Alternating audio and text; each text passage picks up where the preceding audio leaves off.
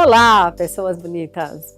Com certeza você já ouviu falar sobre autismo. Isso porque, segundo a Organização Mundial da Saúde, OMS, hoje essa condição atinge 2 milhões de pessoas só no Brasil. Mesmo assim, o autismo ainda é visto pelas pessoas como um tabu. Além disso, as pessoas tendem a ter uma visão errada do que é esse transtorno e quais são as características de uma pessoa autista. Esse é o tema de hoje em Saudável Comigo, dessa série que começa agora, onde nós vamos abordar junto com profissionais da área da nutrição, nutrigenômica e nutrigenética e também da neurociência, como é o caso do nosso convidado de hoje, professor Luiz Vicente Ferreira, neurocientista que é do espectro autista e que, entre outras especializações, mestrados e doutorados, é especializado em nutrição para o autista. Fica aqui e vem ser saudável comigo.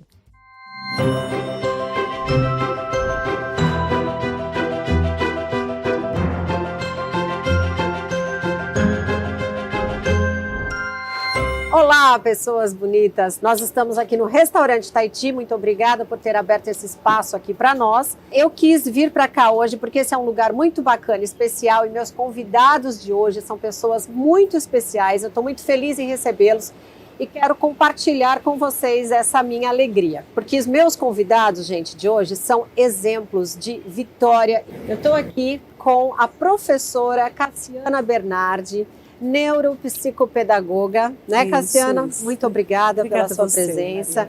E com o professor Luiz Vicente Ferreira. A lista é extensa, né? Vou falar tudo. Eu vou deixar o link do currículo dele aqui para que vocês possam entrar e conhecer um pouco do trabalho do Luiz, porque eu tenho certeza que, por mais que a gente fale hoje com vocês dois, a gente não vai conseguir mostrar nem um décimo, abranger um décimo do que é o trabalho de vocês. Mas o que eu quero falar é que, além de tudo, ele é avaliador institucional do MEC. E, gente, o Luiz é portador do transtorno do espectro autista e ele está aqui para falar um pouco da experiência dele também sobre isso, e a gente vai abordar a questão da nutrição, que mais para frente eu vou falar de uma outra formação do Luiz nessa área, né? É Luiz. Obrigada. Eu que agradeço, agradecer ao convite, ao programa, né? Saudável Comigo, e a sua presença maravilhosa que deixou todos nós tranquilos para que essa entrevista ocorresse. Ai, muito obrigada, eu estou muito feliz com a presença de vocês e saber que a gente vai poder contribuir de alguma forma, né, com pessoas que têm dúvidas em relação a várias questões que a gente vai abordar aqui, que são muito importantes. Gente, eu quero abordar esse tema para começar, mas depois a gente vai falar sobre alimentação, vai falar sobre várias coisas.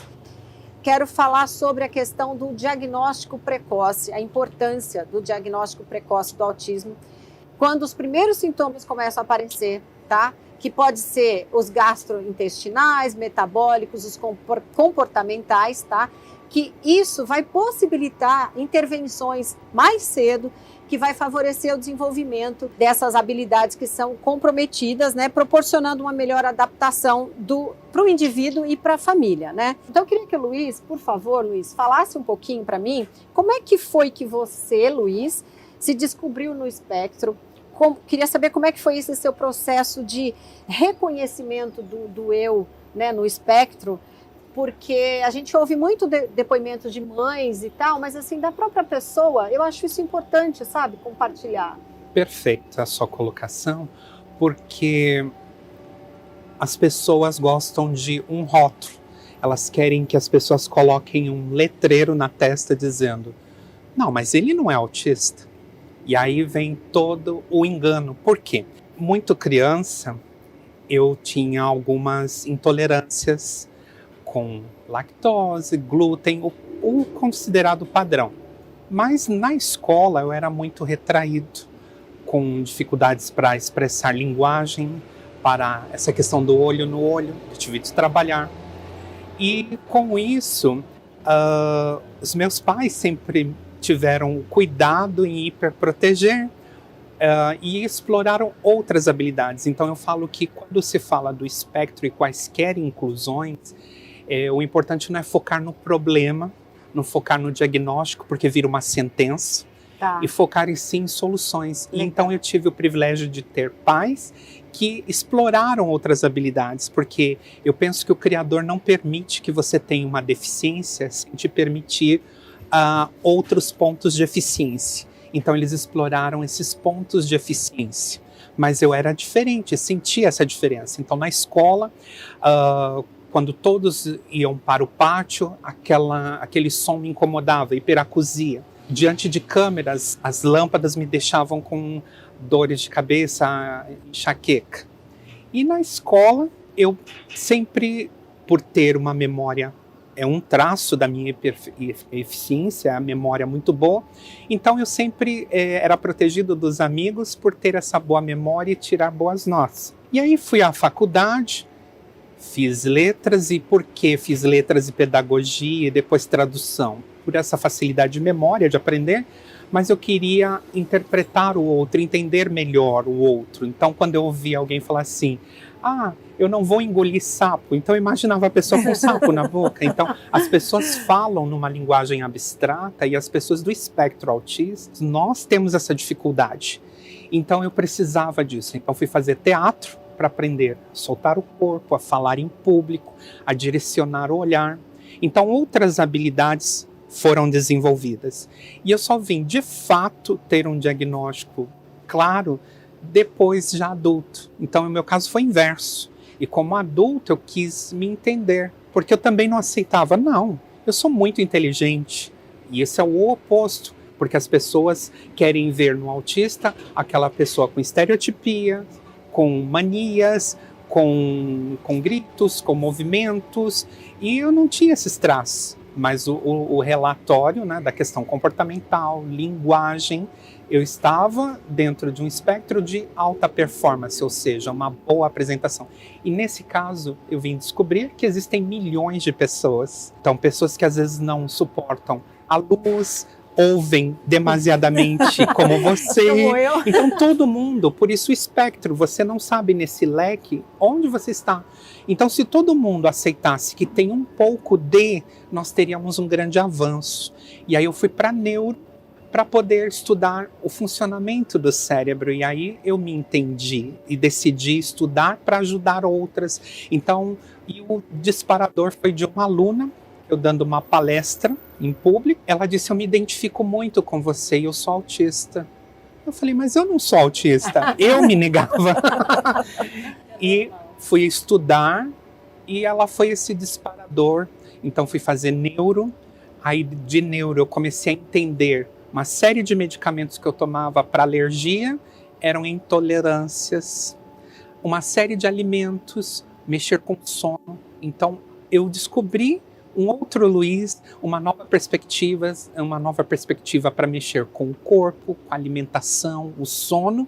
E hoje eu tento difundir essas ideias, educar pessoas para dar a melhor qualidade de vida às pessoas que pertençam ao espectro, tendo ele ou não laudo. Porque o laudo eu falo que é como se fosse uma sentença. É como você falou, um rótulo. E todo mundo quer um rótulo e uma caixinha. Então nós precisamos tirar esses rótulos, sairmos dessas caixinhas e nos entendermos melhor para termos uma qualidade de vida. Autoconsciência, como você falou. É. Então, assim, durante esse seu processo, né, de entendimento, né, de autoconsciência, o que você julga quais foram as suas maiores dificuldades? As maiores dificuldades, preconceito, o outro, né? O brasileiro, o ser humano, ele tem uma dificuldade de empatia, de se colocar no lugar do outro. Então, quando você não segue um padrão, quando você não tem hábitos comportamentais, hábitos sociais, quando você não preenche aqueles modelos, você começa a ser excluído, você vai sofrer bullying na escola, você vai sofrer... Eu, graças ao Criador, eu tive bons amigos na escola, bons amigos na faculdade, sempre tive bons amigos durante a vida que entendiam, então, que apesar de uma inteligência elevada, eu tinha algumas limitações que deveriam ser respeitadas. Eu penso isso, respeitar o espaço do outro, respeitar o momento do outro, e tentar se colocar. Então nós precisamos não só para as pessoas do espectro, para todos os seres humanos, essa empatia. Acho que é a palavra do momento. Né? De respeitar essas diferenças. Né? Eu queria ser mais uma voz nisso, porque imaginem quantas crianças, quantos dons, quantas pessoas com a minha oportunidade nós teríamos na sociedade se elas fossem descobertas desde muito cedo. Porque com 3 meses você já começa a observar a criança que não interage no olhar,